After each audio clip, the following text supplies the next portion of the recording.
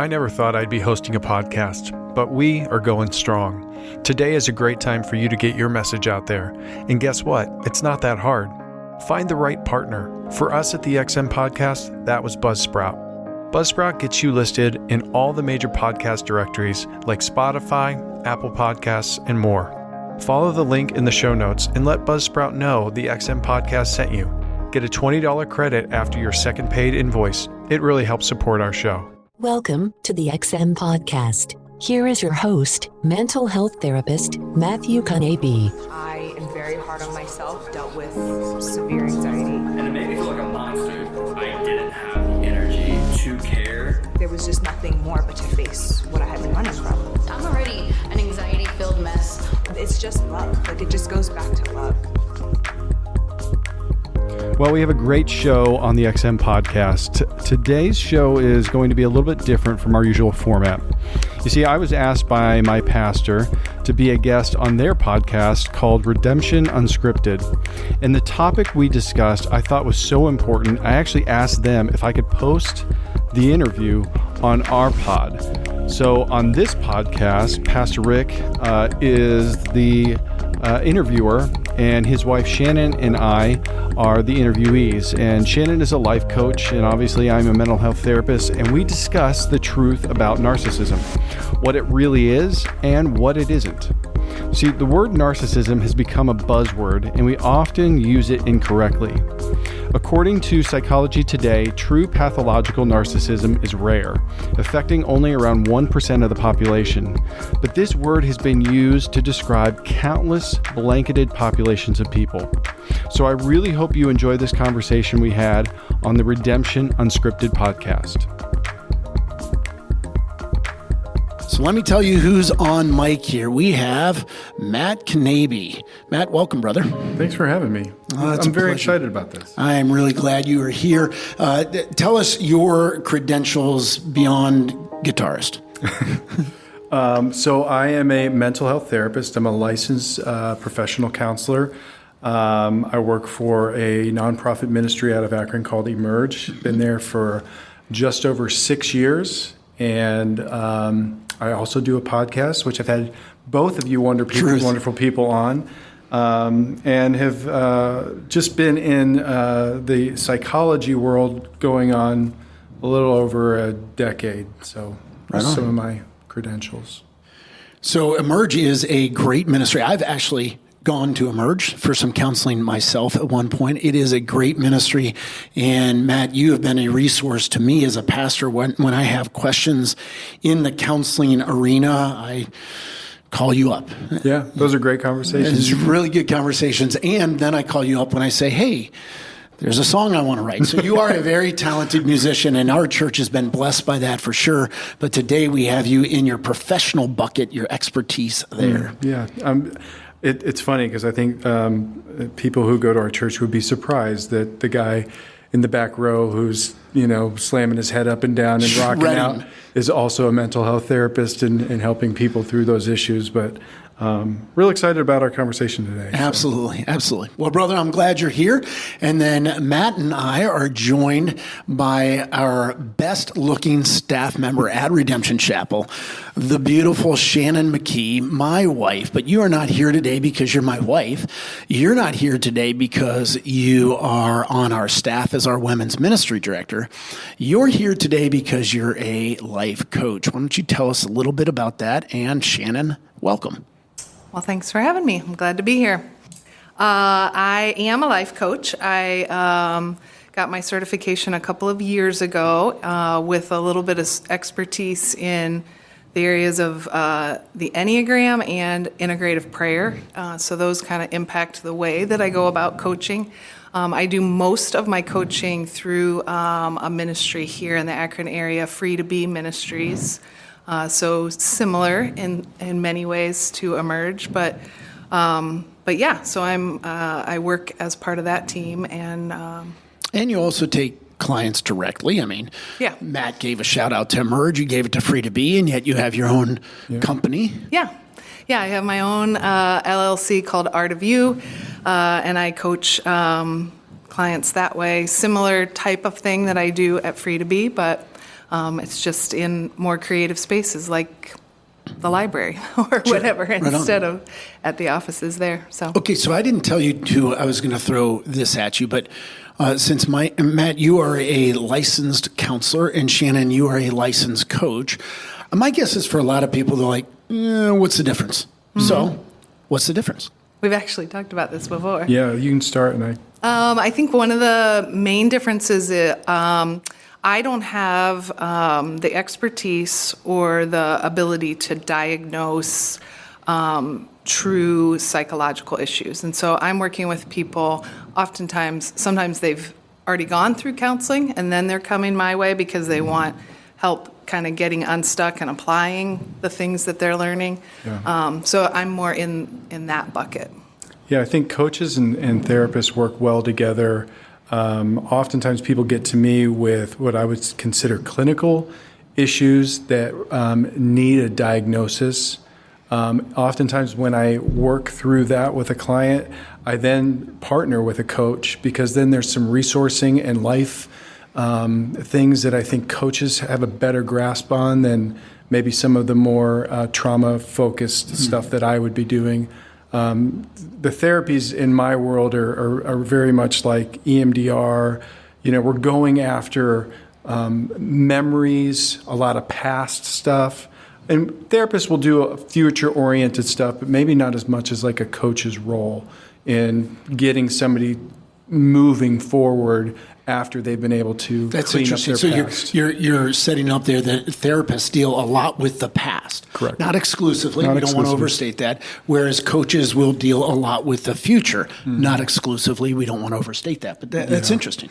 I think it's a great partnership, and I think it's something that is probably needed to be more accepted in our communities. I don't know that we've utilized therapists and coaches enough, but that's probably a whole nother podcast of a topic that we could dive into some other day. But. Well, and in part why, when you said you're at Emerge, why I intentionally put out there that I've been there, to normalize, to say, it's a healthy thing. Yeah. Now, I have never gone to my wife for coaching, except for 31 years I kind of have. I was going to say. Right. It's kind of a daily coaching. Right. Sure. You said, honey, that you can't diagnose, and yet it'd almost be beneficial, wouldn't it? Yeah, it would be at times. Absolutely. All right. Well, before we get into our topic, I want to ask you guys, we are in the holiday season. Okay. So when this podcast is coming out, we will have just eclipsed Halloween, and we're coming up on Thanksgiving, Christmas, New Year's. The question is, which is your favorite of those holidays and why? So my favorite, my clear favorite is Thanksgiving. For a couple reasons. One, it's in my favorite season. I love the fall, and I abhor the people who transition to Christmas as soon as Halloween is over because I'm like, wait, you're skipping a whole month. So I love the fall. I love Thanksgiving. You should hear the filth and vulgarities in our household when she's coming off Facebook. No, that's not true. But it's not true. But I do love it. And I think one of the reasons, honestly, that I love it is it's one of the few holidays that we aren't doing anything at the church. And since you're a pastor and I work at the church, a lot of our holidays involve being here, and whereas Thanksgiving, it's just our family chilling. It's a very relaxing holiday for us. Legit. That's a good call. Matt, what would you say? I thought about this. For me, it's got to be Christmas. And I think growing up, it was Christmas because that was the one holiday we did see everybody. Like Thanksgivings, we would alternate and we would see one side of the family, my mom's side or my dad's side. Even still as an adult with my wife and our extended families, we see everybody at Christmas. Like Christmas isn't just the 25th. It's like one day, Christmas Eve, we're here, and even the following week. So I just remember growing up, I would get so excited for that time of the season, I would almost make myself sick. And always going into Christmas because I was so excited. I was always had some type of illness going on. And my mom was like, you get yourself so worked up for this time of the year. But Kind of sounds mental. It does. I think That's diagnosable. Yes, exactly. It is. Well, and by the way, I can joke with Matt in that way if you haven't picked up already. Matt is not only a member of our church and a counselor that's a help at times, but also a good friend. Mm-hmm. And Shannon and I were just out just 2 nights ago to dinner with you and your wife. Yeah. I'm getting a lot of McKee time this week. Right. Good. Sorry, More brother. than you might want. No, I love it. Right on. Well, my answer would be split between yours. Like Christmas, I think is December legit. 5th. No. Like right in the middle, making it on my own. Christmas is, I think, legit my favorite, but professionally, it becomes so encumbered with a lot of work that now Thanksgiving has become that because they're like, we don't do anything as a church. And so it is a sweet family time, and I'm frying the turkey out in the garage, and so it is a sweet family time. I agree, Shan. It's great. All right, well, here is today's topic. Let me set it up. We brought you two in because we want to talk about narcissism. And the reason why this came up for me is I'm seeing it used so much on social media in a very casual but seemingly authoritative way, like just thrown around that he must be a narcissist, and if you're married to a narcissist and all that. And so there's all this talk of it on social media.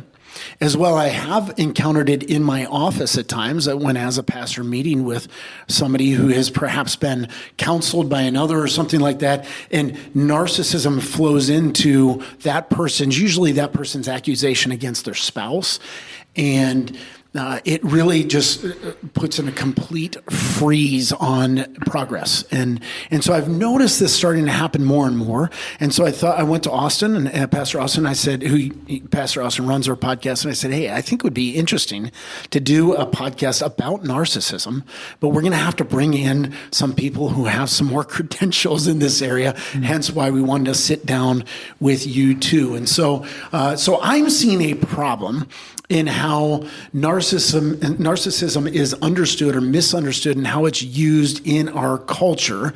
And having said that, I just want to start with you two and say, can you relate to the problem as I set it up? And does that resonate with you? Yeah, I mean, I think it's a huge issue because it's become a buzzword that has been used over and over again, probably oftentimes inappropriately. Shannon and I were talking before we hit record that I remember, maybe 20 years ago, the buzzword was bipolar. Okay. Like we just kept using that word. And if somebody showed any signs of emotion, they're so bipolar. And I feel like narcissism has become that word of maybe the last few years or so that we're utilizing on social media, but also in the news. And what you're saying there, Matt, is in the bipolar, we were using it at times when people weren't actually bipolar. Correct. It wasn't helpful. We're blanket statements on populations of people that we're using clinical words that have definitions and purposes that we're watering down to blanket statement on people who we don't like their behavior. Right.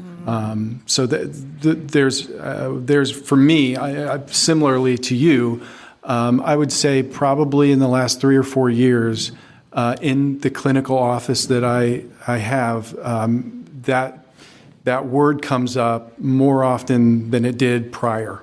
So we're seeing. Isn't it a weird phenomenon, like how that just all of a sudden spiked? It did. A word that, I don't know that I would have heard 5 years ago. Yeah. Now I can't not hear it for a week. Yeah. I think there's a lot of reasons for that, and this is my own hypothesis, but how many times over the last several years have we seen men in power abuse that and these major scandals come out, and that headline is narcissism?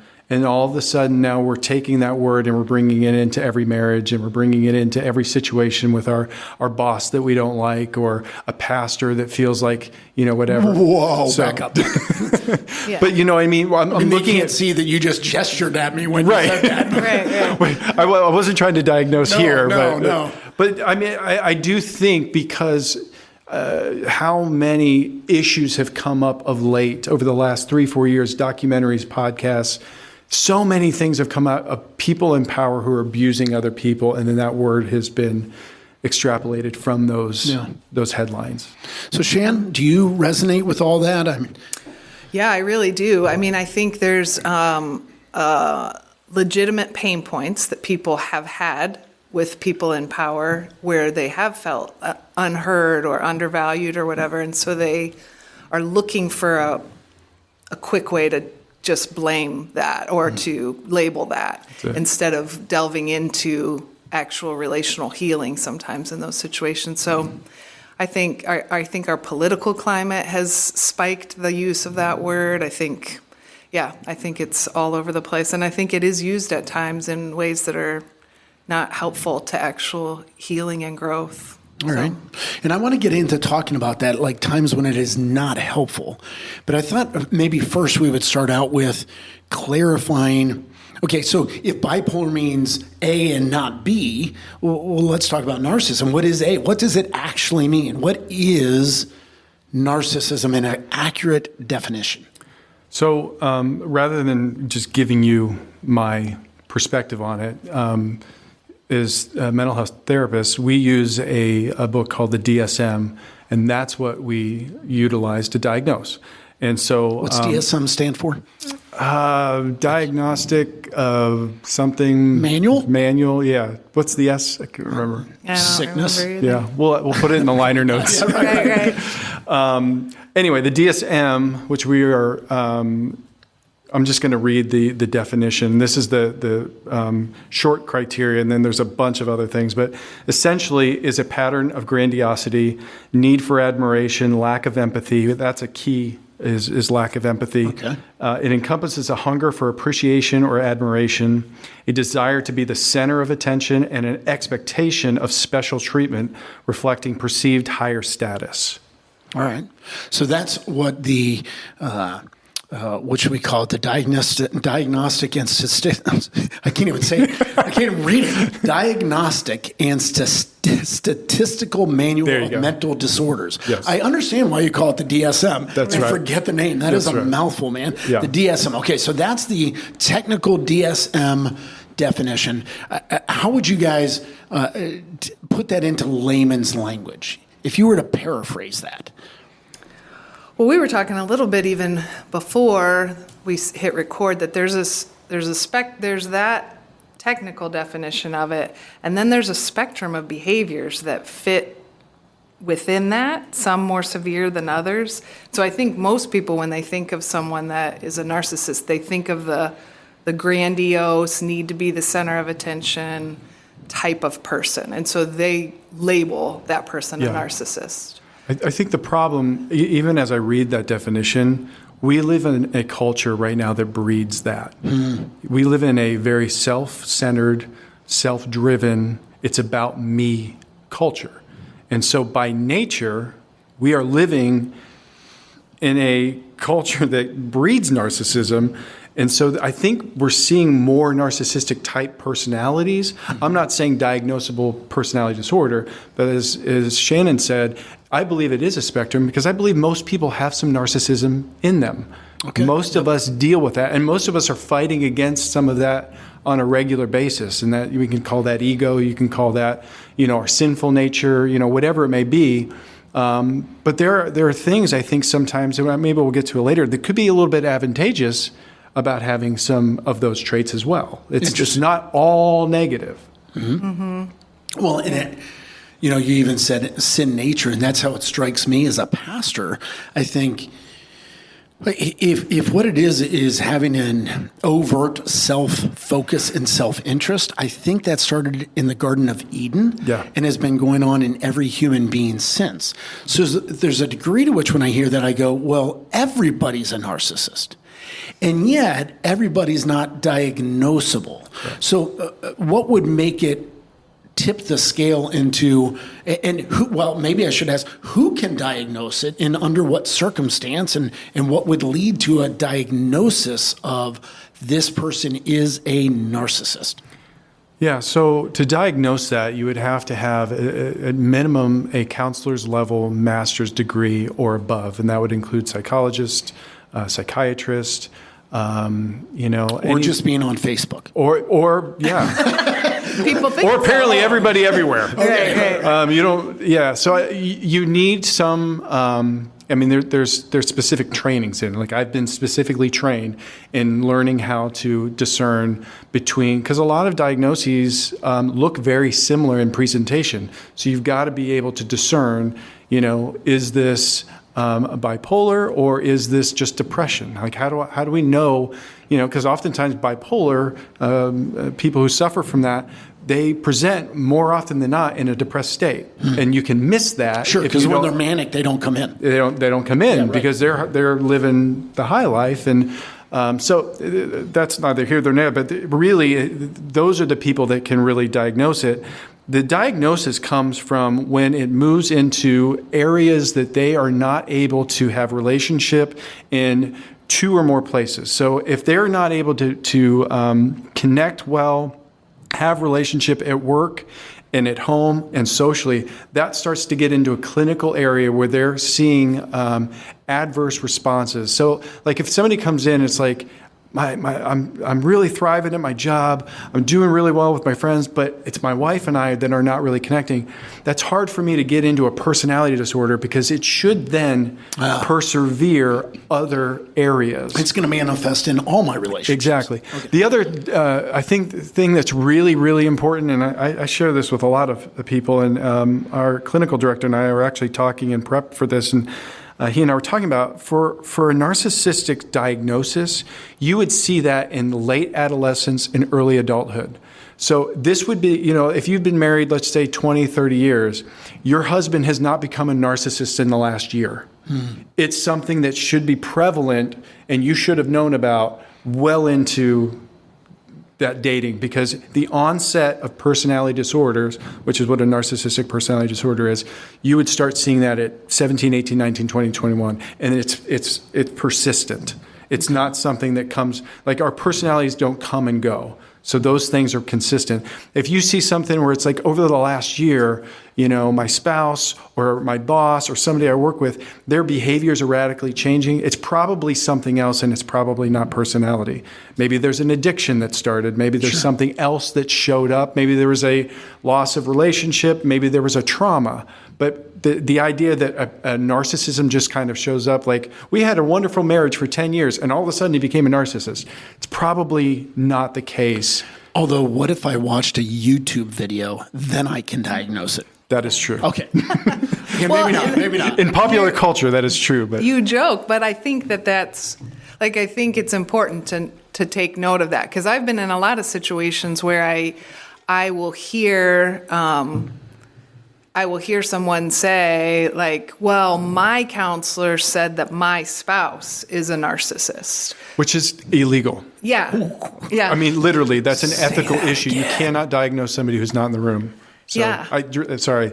That Did curls, you just get triggered, brother? Oh my gosh, it curls everything, because I've heard that from so many people who've said, well, my therapist has diagnosed my husband. And it's like that you cannot do that. Yeah. That's not ethical. Yeah, it can't be your counselor, can't be your best friend, can't be, there's a long list of people that should not be saying, well, he's a narcissist or whatever. But I feel like we accept that as fact. Like, well, he must be. And by the way, women can be narcissists too, but it seems like it most often is leveled at men.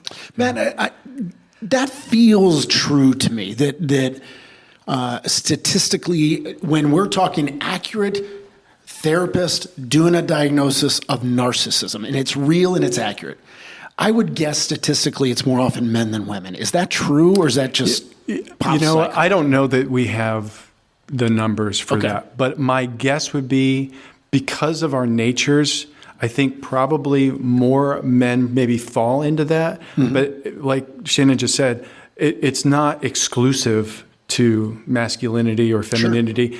Women absolutely can be diagnosed with narcissistic personality disorder.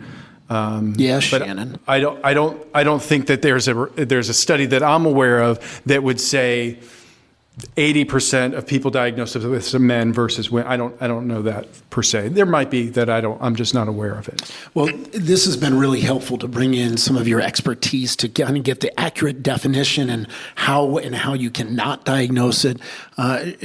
Shannon, you and I have interacted at times, and so I know you have thoughts on this about how the popular use or from what we've just experienced, the misuse of the term, how it is wrong and how it's hurting us at times. Do you have thoughts on that? On the pop culture side of it specifically? Yeah, I think for me, at least from what my experience is, specifically because I deal with personality through the Enneagram, that tool, I find that a lot of times in the pop culture settings, we're assuming narcissistic behavior for somebody that's more of a challenger or a leader type of person. And so we don't, because it's being misused that way, we don't acknowledge it in somebody who maybe is more peaceful. They can lack empathy. They can have grandiose thoughts about themselves, but maybe it's more of a passive aggressive way that they're doing it. And so like on the Enneagram, probably everybody thinks an 8 is narcissistic, when in reality all 9 types can be narcissistic. And so when we do that in the pop culture realm, it ends up being labels, blanket statements, just things that are unhelpful, and you relegate somebody off there. Oh, he's a narcissist, so he's, So a leader or a challenger, so in your world of Enneagram, we're probably talking 1, 3, 8, right? That doesn't necessarily mean they're a narcissist. Now, they might be. They might be a clinical narcissist. But then we give a pass to all the other personality types, and that person could be, and we just don't. So we're mislabeling. Right. Pop culture lends itself to labeling. We do that all the time with all kinds of things. Yeah.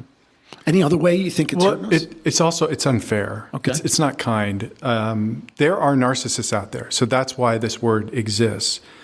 But I also think that we are very quick to label people, and those labels and tags can carry with somebody who maybe was just having a bad day.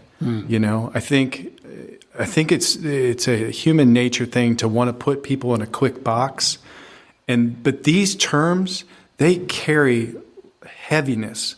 Like when you label somebody socially as a narcissist, that can affect them long term and things that you maybe in the moment don't even realize. That's why even as a therapist, I am very, very, very, very, very, very, very, very careful about diagnosing somebody, and I say that very many times because I want people to recognize, especially somebody who's younger, I'm not going to diagnose them with the most heavy diagnosis until I am completely 100% sure, because that's going to follow them potentially for the rest of their life.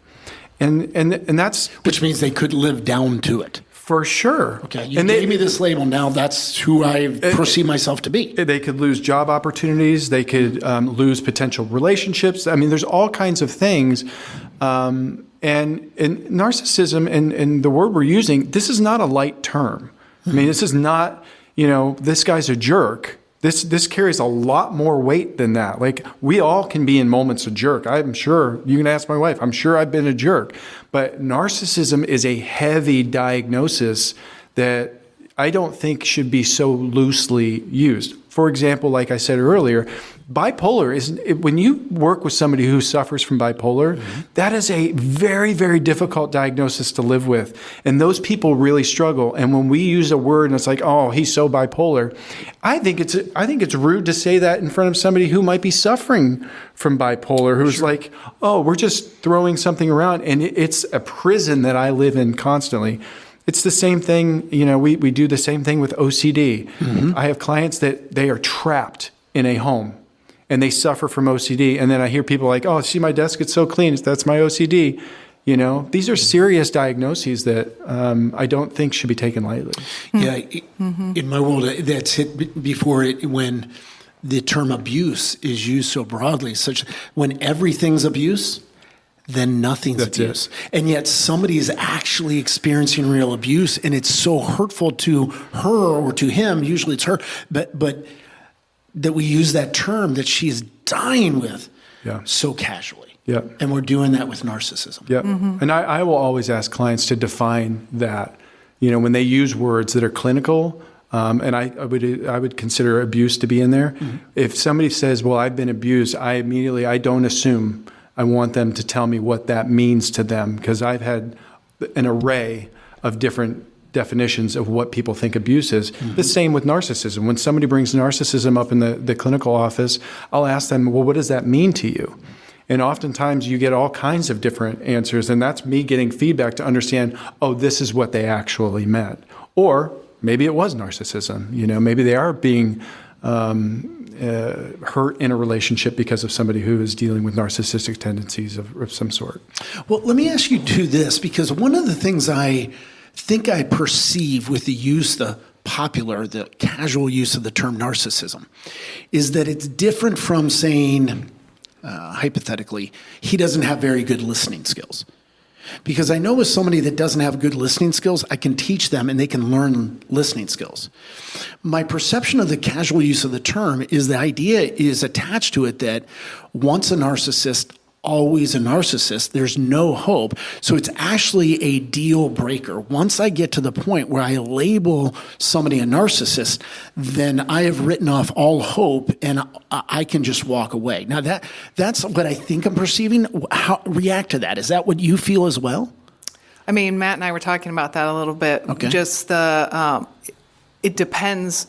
If we say there's a spectrum of how severe narcissistic behavior can be to the point of diagnosis, and then before you get to that, are there these behaviors that are narcissistic tendencies or styles of relating? Those, I feel like there's difference in that spectrum as far as how you're gonna treat it and how you're gonna help a Christian grow who might be suffering from actual narcissistic, and so it depends on the spectrum. Yeah. I've seen it used, and this is by both men and women, as a get out of marriage free card.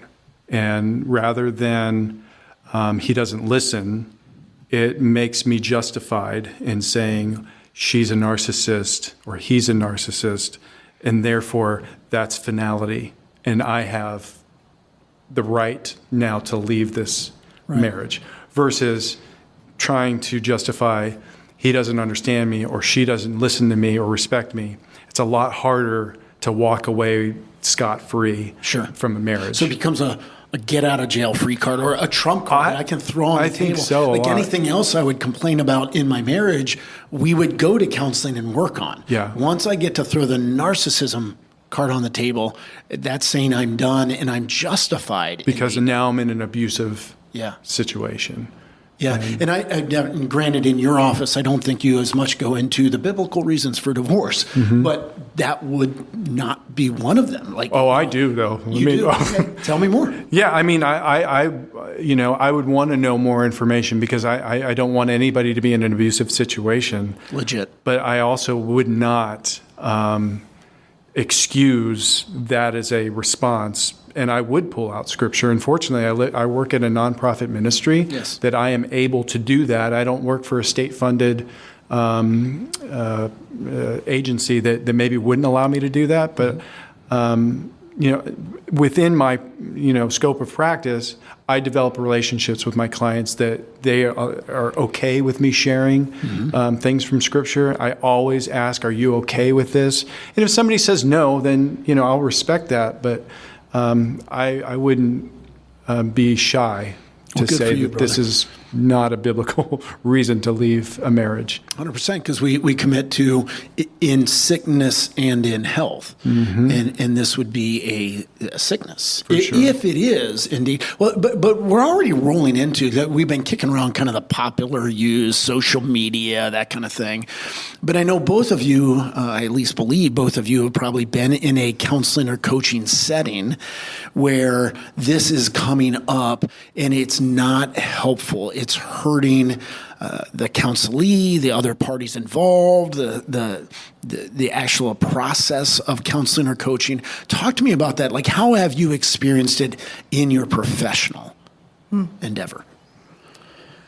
Some of it we've already talked about a little bit, where I will be meeting with somebody who is using it as a get-out-of-jail-free card, or even if I'm dealing with somebody who is displaying narcissistic kind of behaviors, even for them, because of the way culture treats it, it's kind of like, well, this is just how I am, instead of actually believing, at least in the Christian realm, we believe that the Holy Spirit indwells you and that he empowers you to change. And so depending on where you are on that spectrum, God can really, if we're just talking about some narcissistic behaviors, God can bring about change. You can grow. You can become a better listener. You can start to be more others-centered. Like, those are things that can happen almost most of the time, except in extreme situations. And so... Yeah.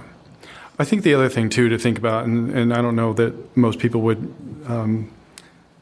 be aware of this, but when you are truly a narcissist that's diagnosable, you rarely see them in counseling. They're not coming. Well, they don't need to. There's nothing wrong with them. Yeah, Right, okay. right. So when you really, if somebody's there really wanting to work, they're probably not diagnosable as a narcissist, because that person who is, there's no need. Yeah. They're the ones that are counseling all the people around them, And so I think that's another thing. When you have somebody that's willing and open to come to counseling, they may have some narcissistic tendencies, but they're probably not a narcissist. They don't get to me, unless they're court ordered or Sure. something else is going on. Usually it's not the case. So that's really interesting, Matt, and I love hearing that. And Shannon, I want to get back to something you said, because when I'm talking to you about people in your office where you're in that setting with them, I'm thinking about them accusing somebody else of narcissism. I wasn't even thinking about the fact that they themselves might be a narcissist, but because of the way it's used, they think, therefore I can't grow. And it's a death sentence, and I'm done. Yeah. So is the narcissist able to, like, if you're bipolar, that's a chemical imbalance in your brain, right? You will always be bipolar. There's things we can do, but you might need chemical help, medication. A lot of psychoeducation to help them know when a manic episode's coming on, what to do. Sure. What interventions do I do? Who do I get involved? When do I shut down my credit cards? When do I shut down, the internet? So it's managing, coping. It's managing, pharmaceutical medications and things, managing those. The thing with narcissism is it is part of your personality. We're not talking about a mood disorder. Anxiety and depression are things that may come and go. Your personality doesn't. But that doesn't mean, like we had talked about, like at 46 now, I'm not the same human being I was at 26. I'm constantly a person in work.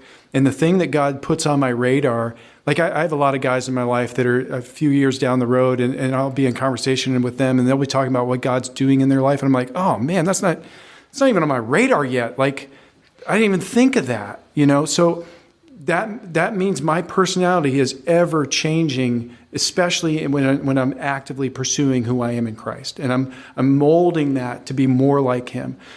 With that being said, there are parts of me that are pretty consistent from the time I was 5 to who I am today. So if somebody's listening and they're struggling with these things, it's not necessarily a death sentence, but every person on this planet has to overcome something of the self. Like, we're all dealing with something of the self. And when Scripture takes us back to die of yourself, to die of these things, to serve, the sermon that you gave this week about loving others, those are all things that we have to intentionally do. And sometimes it's beyond who we automatically are. And sometimes who we automatically are is not very good. I talk to people all the time. I'm like, we need to be responders to the world, not reactors. When you react, you're operating out of your automatic response that is usually your most sinful nature.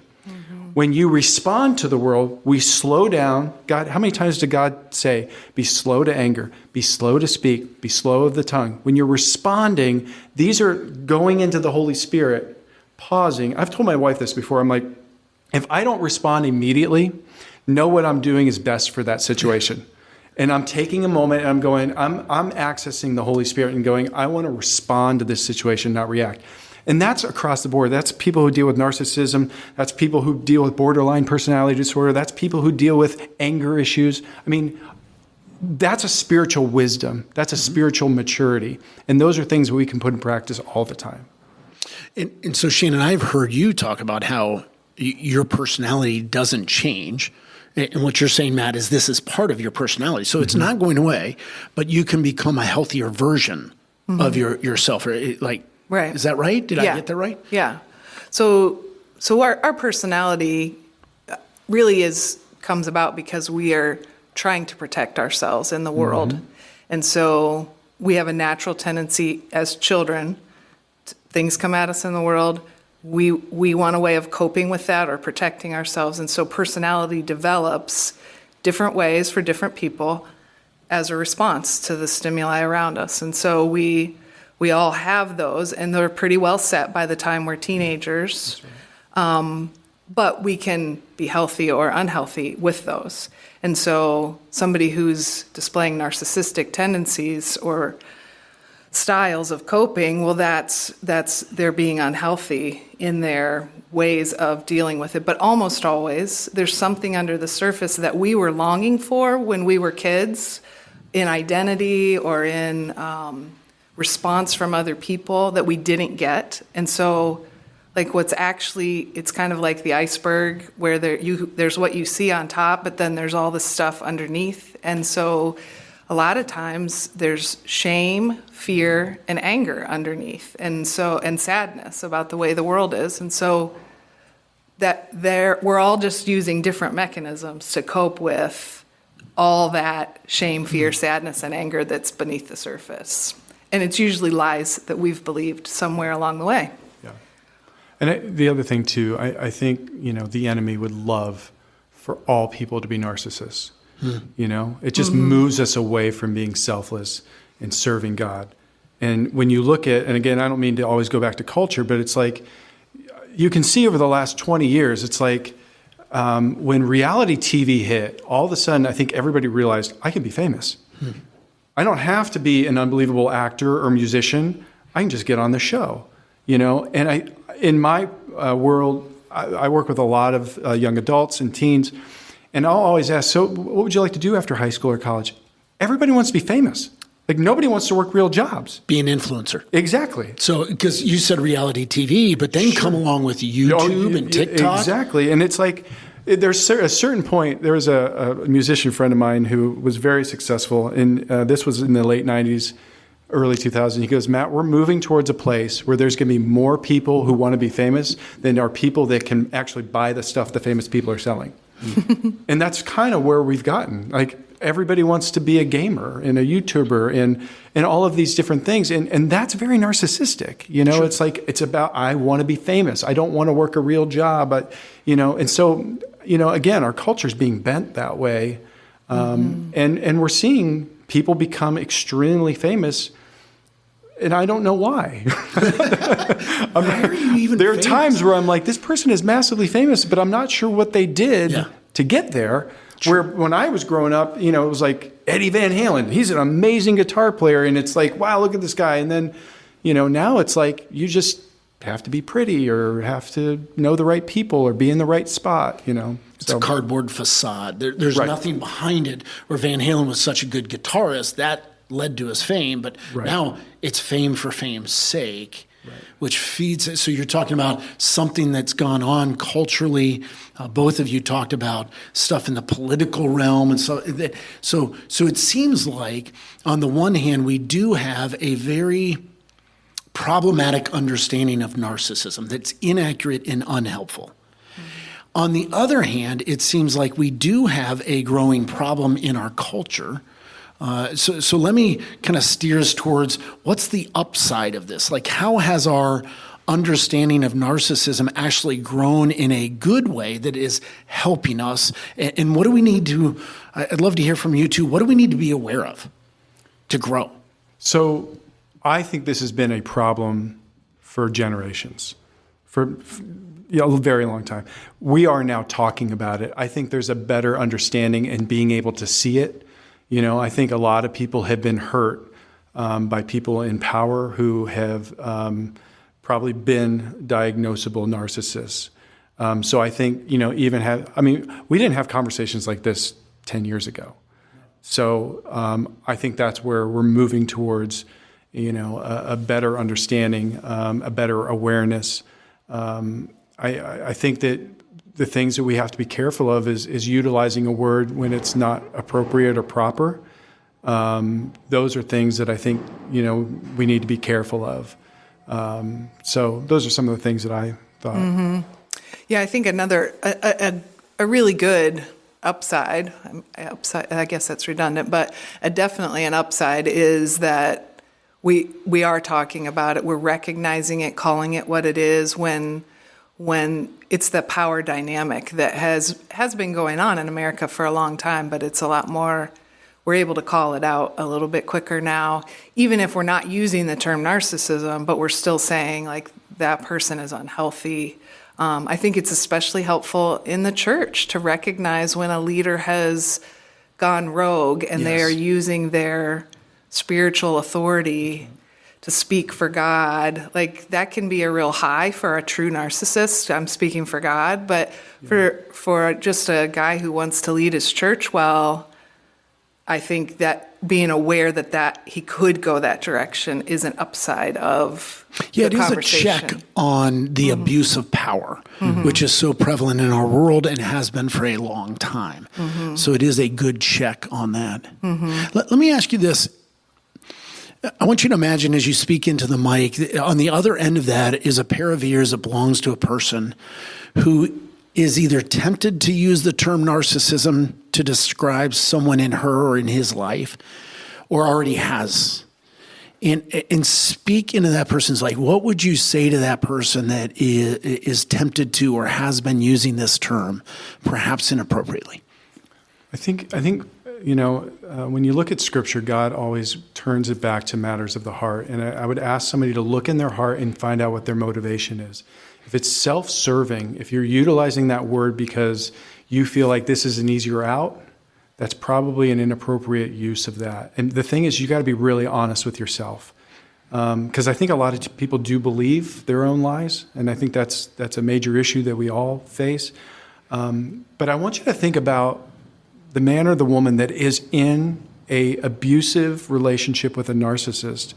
And the more we use that word inappropriately, the more it waters it down for that person. These words should be used for specific situations when it's appropriate. And the more we water it down, as I said earlier, like bipolar doesn't carry the same weight it should have because culturally we've watered it down. And when somebody comes in with an actual bipolar diagnosis, I think it's harmful to somebody like that. So when you're using that, think about, am I really in that situation? Is that really the truth? And is my heart in a place of going, I'm just trying to speak truth? Or is there a motivation that's self-serving maybe somewhere else? That's what came to my mind. That's very helpful. And Shannon, I know you in your practice have met with some couples, but more often than not, you're meeting with women and ministering to women. And in my experience, a lot of the times when this term is being just batted around casually, inappropriately, it's oftentimes women that are using it. And so I'd love to hear from you, like on the other end of that mic is a woman that is or is tempted to use the term and just casual. What would you say to her? I think I would caution her between doing the good-bad split a little bit and say... Okay, now let me pause because that's a term you and I know. What do you mean by good-bad split? Yeah, it just means that you want to put people in a good category or a bad category. Black or white, all good or all bad. And if I can label them as a narcissist, if I can say he's a narcissist, then I can put him in the bad category and I can walk away, or I can assume he's never going to change or whatever. But if I want to deal with the nuance of I have a spouse or a boss or a friend that is a mixture of good and bad, that they're in process.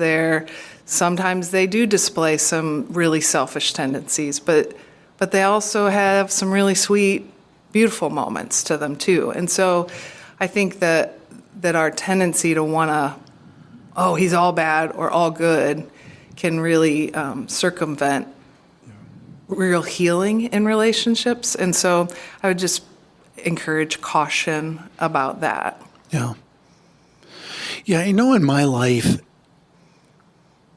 I've got stuff that started in my childhood that is bad. Mm-hmm. And I think of it as, I always talk in terms of layers of an onion. Like I can grow in those things, and when I do, I peel off a layer of the onion.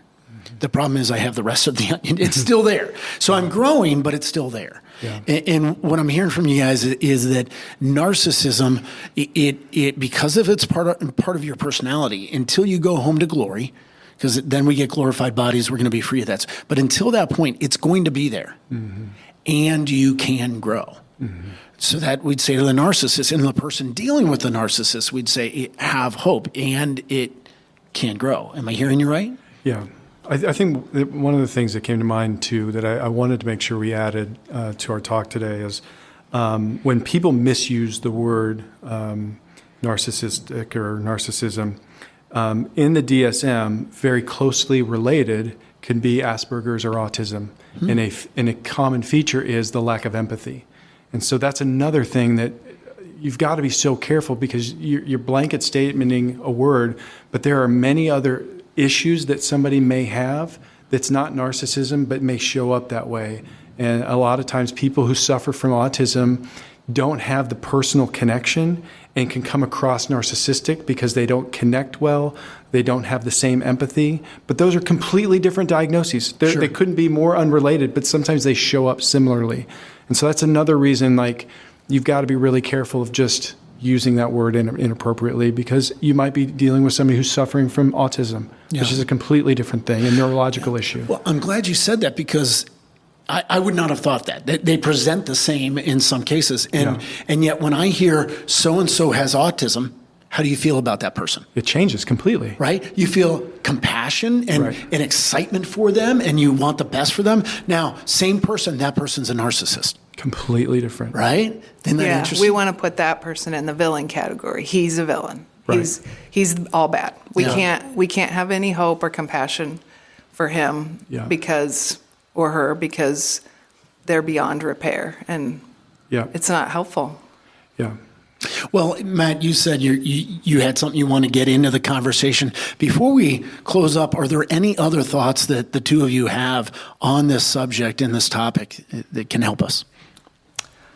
The only kind of thing I would add in is we do all swim in the waters of narcissism. We all are affected by it. I think because I deal mostly with women, for the woman that is feeling kind of hopeless in her relationship, because she does feel like she's seeing a lot of really selfish tendencies in her spouse, I think I would say this conversation doesn't negate that you might really be hurting because of things your spouse has said or done. And so we're not saying, because it's not diagnosable narcissism, that we're okay with it. We're saying there still needs to be healing. There still needs to be growth. Selfishness is not okay. Let's be careful how we term it. Yeah. Oh my goodness. I am so glad you had the wisdom to add that in. That was huge. Thank you. Yeah. My last kind of thoughts would be for those people who are in relationships with somebody who's narcissistic, my heart goes out to you, because it is hard. It can be very difficult. It can be something that you feel like you can't get out of. And so I don't want to negate the fact that somebody may be listening and go, you know what, I am actually one of those people who is in a relationship that I am losing myself because of the narcissistic issues that I'm dealing with. My heart goes out to that person. I would encourage them to seek help. Seek therapy, seek coaching, seek a pastor, at least get some steps going, especially if that person has not connected with anybody. And then I'll always say this: if you are in an abusive relationship, find safety, reach out to somebody. We've been talking about a lot of the negative connotations of misusing that word, but I don't want to forget about the people who have been affected by people who exemplify what a narcissistic personality disorder is. And then at the same time, if you're in an abusive situation, reach out to somebody, find anybody. Amen. So yeah, those are the and we would let's get you out of that abusive situation. Totally. Let's get you safe today, right and now. then we'll work on what's next? Can it heal? How do we heal? Whatever. At first, safety, then healing. Yeah, absolutely. Amen. Well, the only other thought I had was I wanted to take another shot at saying Diagnostic and Statistical Manual of Mental Disorders. Yeah. Oh, that was pretty impressive. Otherwise known as the DSM. DSM. Yeah. Okay. So, well, I want you both to know I am big fans of both of you. The way you serve our church, and Shannon, you're on staff, and Matt, you serve as a volunteer, but both of you serve our church huge. I'm also a big fan of you in the professional category that you are sharing with us today. Matt, you as a clinical counselor, and Shannon, you as a life coach. Both of you are doing great work out there, and I'm so glad that both of you came in today to share with us on this topic. So thank you very much. Well, thank you, Pastor Rick and Shannon, for inviting me to be a part of that conversation. I hope this was educational, helpful, and thought-provoking. There are issues with unhealthy people who abuse others, who are unkind, who are selfish. And I pray if you are one of those people in situations like that, you get out. But I also believe we have been using these terms inappropriately, like what we discussed in this podcast. And hopefully this is a tool to help discern some of those confusions. Well, until next time, or when our Savior comes, God bless.